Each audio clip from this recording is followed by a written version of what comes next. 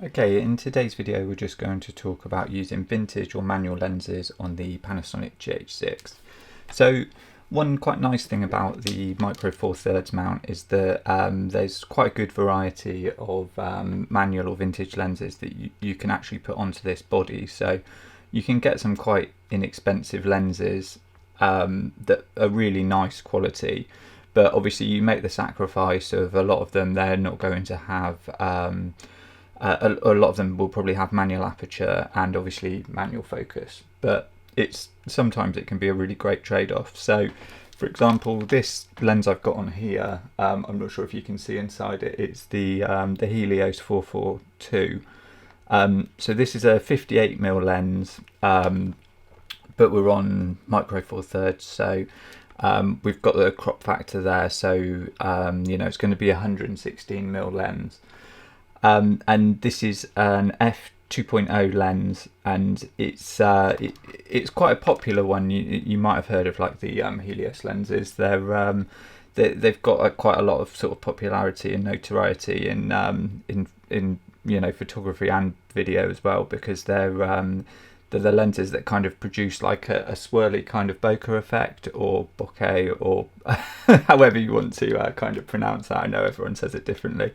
But you get the kind of like bokeh swirls, so that's a really kind of popular lens for people to mount onto modern cameras, because it's just got quite a nice, unique characteristic that you can't really create in post. So it's a kind of a nice thing to have. So the lens mount on this is it's called an M42 mount. So it's not like your kind of modern mount where you kind of drop it in and it screws and clicks in. It's actually just a thread mount. So this just actually screws completely off, and there's no click, no attachment. It just screws off.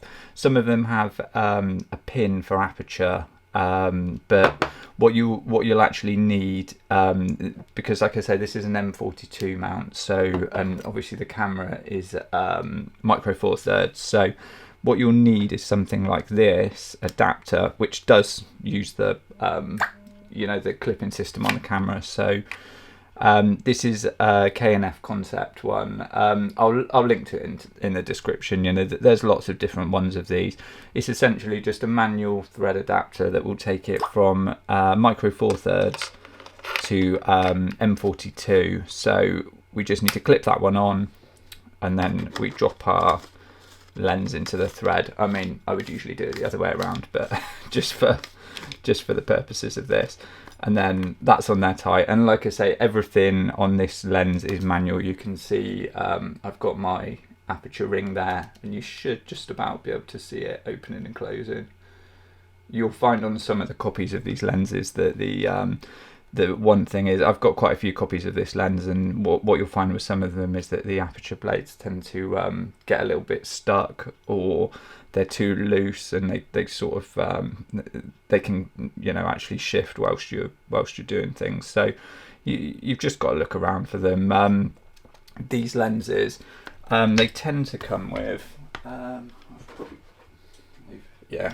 probably got one of the cameras. So it's they're made in the USSR, or previously the USSR, and they essentially used to come with cameras like this. So this is a Zenit E, and this actually has another one on there. This is a Helios 44 on here. The other one was the 44-2. This one's the 44. The 44-2 is the one with the the bokeh or bokeh effect, the kind of swirly. So if you're looking for that, it's the other lens you want. But quite often what you'll find, if you go to like, I'm in the UK, so like car boot sale, that type of thing, or in America, yard sale, whatever, people get rid of these cameras all the time for pounds, pennies. You'll quite often find them in like a charity shop or a tip or whatever, because people don't use these cameras anymore, because obviously they're old film cameras. Quite often the lenses are quite sort of dirty, and you'll quite often find dust and fungus and things like that in the lens. But There are ones that have been kept in nice condition. You know, people keep them in camera bags and over the years, and they're still in nice condition. So I've got, like I say, a few copies of this lens, and there's some really nice condition ones. And you know, if you go out and you actively look for them, you'll find them incredibly cheap, or you can kind of go online and people have already picked up copies of them, and they probably sell for about. I mean, I'd say the top end you'd probably pay for one of these lenses is about £50. So what's that, $60 around that? Which really is quite good, because it's quite a nice lens, and like I say, you can't really get that effect with anything else. So it's quite a worthwhile thing. And then the lens adapter, like I say, this is it's probably I guess, in the middle of the road for price adapter, just a K&F concept one.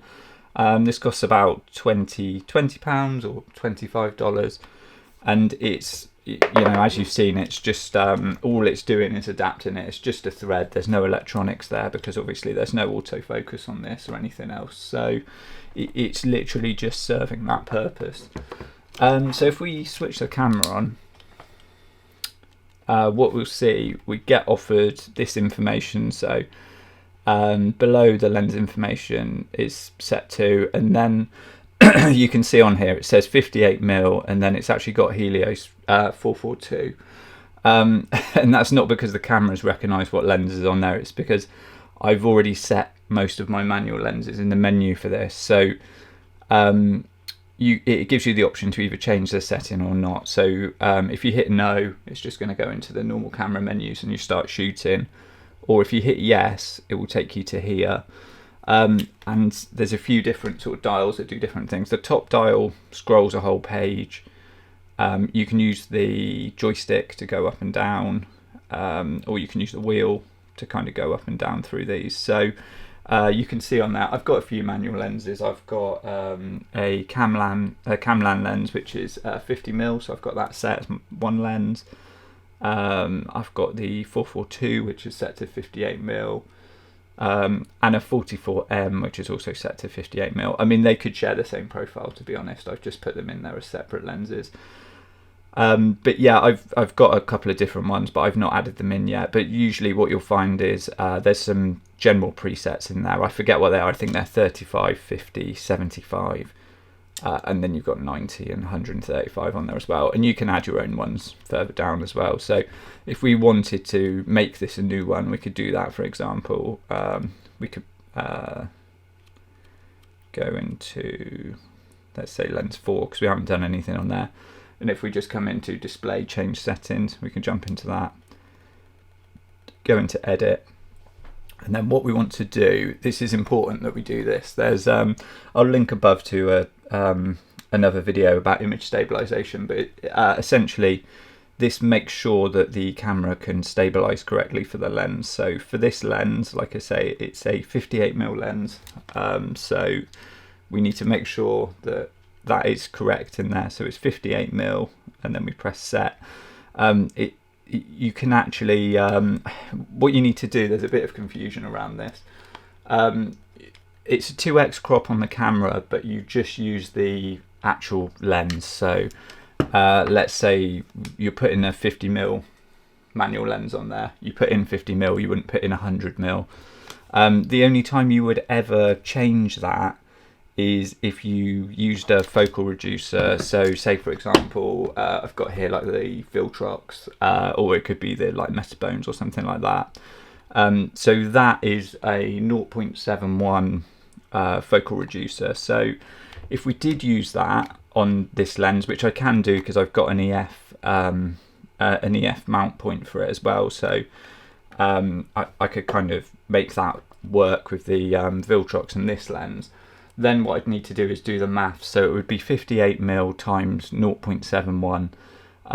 So that would essentially work out, that's 80, I think it's 82 and then a little bit over. So you could do 82 and then, you know, add the sort of the point in there. So it's very, very kind of finite amount. You get it, dial it right in. And then that makes sure the stabilizer's working as effectively as it can. So then we can press OK, go to our lens name, and then this we've done before, setting up custom profiles and things, you know, so we can just put in HE,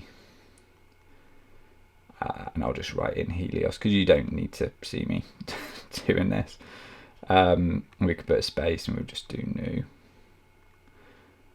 And then we can hit set, go back, yes, new, click on that lens, and then we're all set up and ready. And you can see, you know, everything is fully manual, but so we need to kind of do all of that ourselves. I'm not going to hit focus on anything from here because it's way too close, but I can show you the aperture pull on it, so you can kind of see. I can change the aperture from the lens. So it's it's one of those things that it's just a really nice way to add a bit of character to shots without having to really spend a lot of money. It can be a little bit fiddly sometimes, you know, with manual focus and manual aperture, but it's yeah, it's a really nice way to just sort of do some fun shots on the camera.